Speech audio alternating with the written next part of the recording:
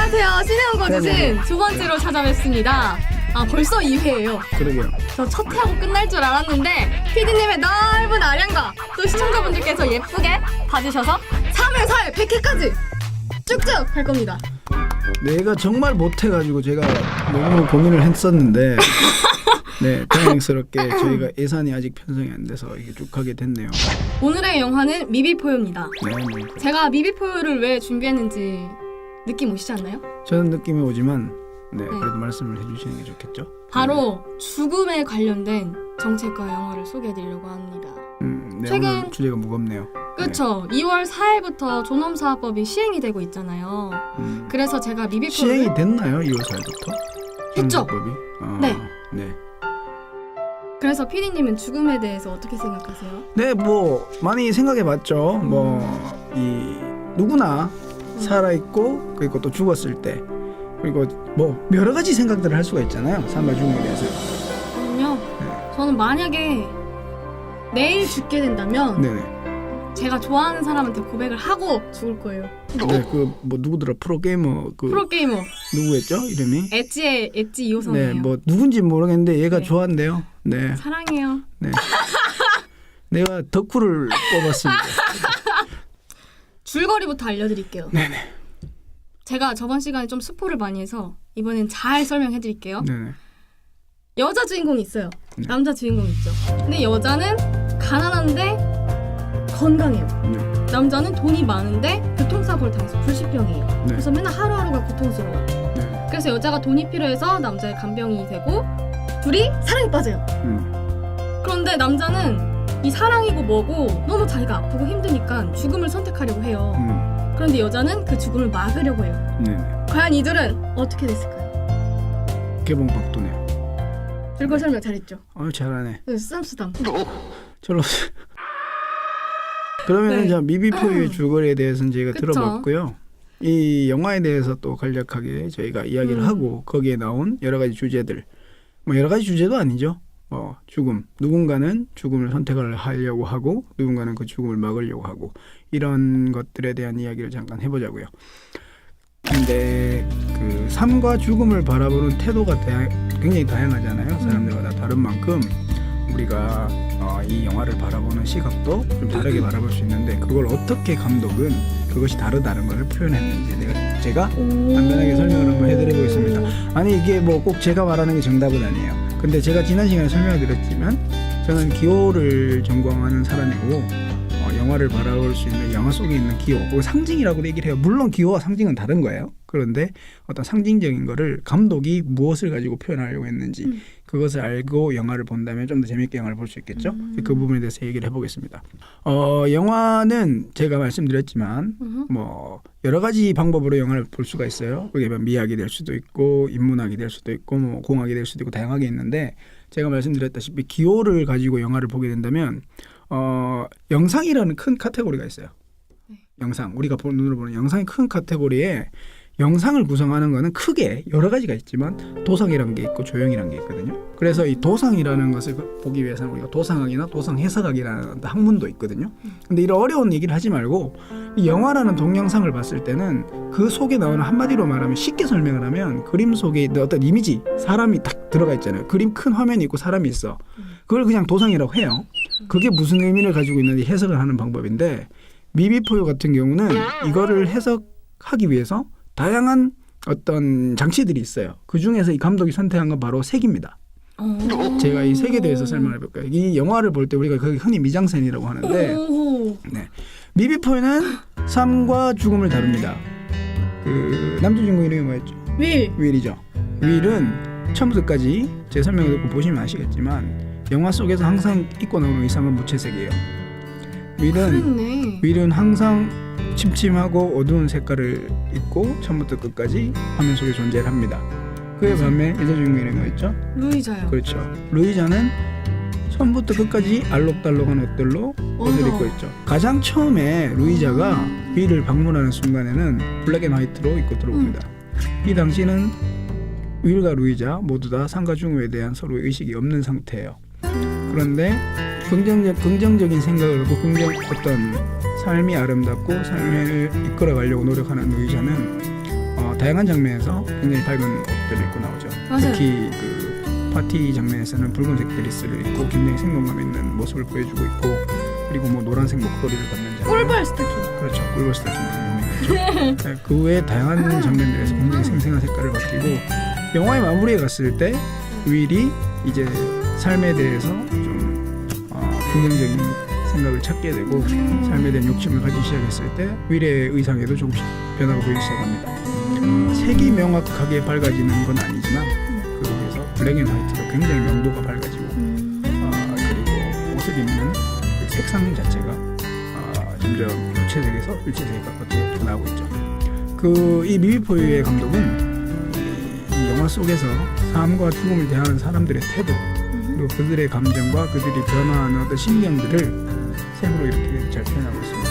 그렇게 말하면 여러 가지 그 영화 속의 도상이라는 게 있고 그 안에 조형이 있지만, 거기에 많은 장치 중에 특히 감독은 미비포유의 감독은 이 색을 가지고 이 삶과 죽음에 대한 인간의 자세에 대해서 보여주려고 노력을 했던 거죠. 그러면 미비포유에서처럼 이 여자 주인공이 남자 주인공을 정말 가슴으로 감정적으로 따뜻하게 감싸주고 삶을 선택하게 만들어준 것처럼 우리가 힘든 상황에 처해 있는 여러 가지 힘든 상황이 있을 수가 있겠죠. 그쵸. 금전적인 문제가 있을 수도 있고 맞아. 몸이 너무 아파서 그런 걸 수도 있고 맞아, 그런 맞아. 분들에게 좀 삶의 생기를 불어넣을 수 있는 이 삶이라는 것에 이 삶이 얼마나 아름답고 그것을 잘 살아갔을 때 어떤 기쁨이 있는지 알려줄 수 있는 정책들이 어떤 게 있던가요? 일단 돈이 없으면 마음이 가난해지고 힘들어지잖아요. 네, 그렇죠. 그런 수가 있죠. 네, 네. 그래서 의료비 지원 정책에 대해서 알아봤어요. 네. 돈의 문제라기보다는 그러니까 돈에 의해서 치료를 제대로 받지 못해서 네. 아픔을 겪는 분들. 네. 그런 분들을 위한 정책이 있는데 재난적 의료비 지원 정책이 있었습니다. 네. 소득 하위 50% 이하 세대인 분들을 대상으로 입원의 경우 모든 질환을, 외래의 경우 4대 중증 질환, 암, 심장, 뇌혈관, 희귀 난치성 질환을 연간 180일 2천만 원까지 지원한다고. 너 지금 방금 무슨 생명 미안해요. 보험파는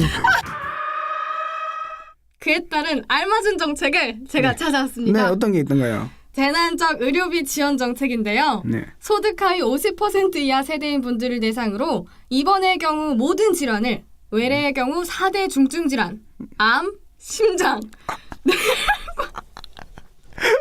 이거는 진짜 어쩔 수가 없다. 야, 장난이다. 여러분, 얘 진짜 무슨 광고하는 거 같죠? 아니, 생명보험 광고. 그만큼 제가 아나운싱을 잘 한다는 거 아니겠어요? 네, 맞아요. 표준적으로 네. 딱딱 그렇네. 배운 대로. 이런 거 시키면 안 FM. 되겠어요, 얘는. 그래서 그 정책 다시 한번 설명해 주세요. 뒷부분만. 중요한 거. 꼭 아셔야 될 것들. 네. 4대 중증 질환, 4대 중증 질환이 어떤 게 있어요? 암, 네. 심장, 뇌혈관, 희귀 난치성 질환. 네. 이렇게 말하면 괜찮죠? 그런 것들을 지원해 주는 정책들이 있다는 네, 거예요. 이거를 연간 180일 네. 2천만 원까지 지원해 준다고 합니다. 그거 누구나 다 받을 수 있는 거예요? 아니요, 소득 하위 50% 이하 세대인 분들만. 소득 하위 50%. 네. 그게 50% 기준이 얼마인지 제가 좀 찾아봐야 될 필요가 있겠네요. 그러니까 하위 50%가 어느 정도 연간 소득이 어느 정도 되는지 네. 그걸 자세하게 알아보고 어디에 신청을 하면 되는 건가요? 국민건강보험 모든 공단에서 신청합니다. 연금 다시 뭐라고요? 국민건강보험공단. 그쪽에 신청을 하면 50%까지. 괜찮네요. 잘 알아봤죠. 네네. 이게 잘 실효성 있게 잘 되고 있는 정책인가요? 2018년부터 바뀐 거예요. 진짜요? 그러면 이제 정말 몸이 너무 아파서 너무 힘들 때 정말 내가 이렇게 아픈데 치료비도 나가는 게 그럴 너무너무 때. 힘든데 이렇게 살기 너무 힘들다라고 생각했을 때 이런 정책들이 분명히 도움이 될 수 있는 정책이겠네요. 이거는 잘 알아보셨네. 그래도 밥값은 하시네요. 네. 제가 궁금한 게 생겼는데 이런 정책들 같은 게 잘 되어 있음에도 불구하고 결국 영화는 비극으로 끝이 나잖아요. 그렇죠. 그래서 결국 돈이 많아도 소용이 없다 이런 걸 말해주고 있는 것 같아요. 영화에서 주는 메시지를 잘 모르겠어요. 사실 영화는 주관적 예술이죠. 영화에서 감독이 의도한 게 무엇이든 받아들이고 해석하는 것은 관객의 몫이고 그리고 관객이 그렇게 느꼈다면 그게 답이라고 저는 생각을 해요. 그래서 이 미미포유의 감독이 이 죽음이라는 것이 정말로 인간이 가지고 있는 힘이나 어떤 인간이 가지고 있는 희망적인 메시지를 그럼에도 불구하고 우리가 극복할 수 없는 어떤 무거운 것이라는 메시지도 분명히 던져주는 부분이 있었다고 생각합니다. 그래서 혜지 씨가 그렇게 느끼신 것 같고, 하지만 저희는 그럼에도 불구하고 이 힘든 상황에 계신 분들께 조금이라도 도움이 될 수 있는 정책들을 소개해 드리는 것이 저희 임무고, 이 영화의 결말이 무엇이라고 얘기를 했던 간에 이 영화가 이야기하고 있는 메시지 속에서, 삶과 죽음의 문제 속에서 좀 더 삶의 긍정적인 부분들을 부각해서 보여드리고 거기에 대한 정책들이 있다는 것을 이야기해 드리는 것이 저희가 가지고 있는 임무라고 생각합니다. 네, 그래요. 영화에 대해서 긍정적인 부분은 없던가요? 그거 말고 다른 생각은 한 거 없어요? 영화를 보면서 미미포유를? 만약에 그러면 죽음을 선택하지 않고 둘이 잘 됐다. 그러면 어땠을까요? 그러면 해피엔딩이죠. 네. 그러면 뭐 그 이후의 일들은 누구나 관객들이 상상할 수 있게 던져주는 것이 감독들이 생각하는 거죠. 갑자기 남자 주인공이 완치가 돼서 행복하게 살 수도 있었을 거고, 그럼 비현실적인 얘기라고 그걸 또 얘기를 하시는 분들도 있을 수 있겠죠. 그게 영화가 주는 어떤 하나의 매력이죠. 마지막을 열린 결말이라고 하잖아요. 누구나 어떻게든 상상할 수 있게 볼 수 있는 거. 그러니까 혜지 씨처럼 뒤에 앉아가지고 팝콘을 먹으면서 영화를 보고, 영화를 예술이자 엔터테인먼트로 즐기시는 분들을 위해 이렇게 만들어지는 거라고 생각을 합니다. 네, 혜지 씨 설명대로 저희가 오늘 여러 가지 미미포유라는 영화를 가지고 여러 가지 대해서 이야기를 했는데, 저희는 이제 정책을 말씀드리는 프로그램이라 이 무거운 주제에 대해서 제가 어떻게 풀어갈지 고민도 되게 많이 했었거든요. 여튼 이 정부에서 만들고 있는 이 의료비 정책이 여러 많은 힘든 상황에 계신 분들에게 많은 도움이 됐으면 좋겠다는 바람을 가지고 있습니다. 네, 이제 오늘 참 고생 많으셨어요. 좀 잘했죠 오늘. 네, 뭐 지난번보다는 많이 좋아졌어요.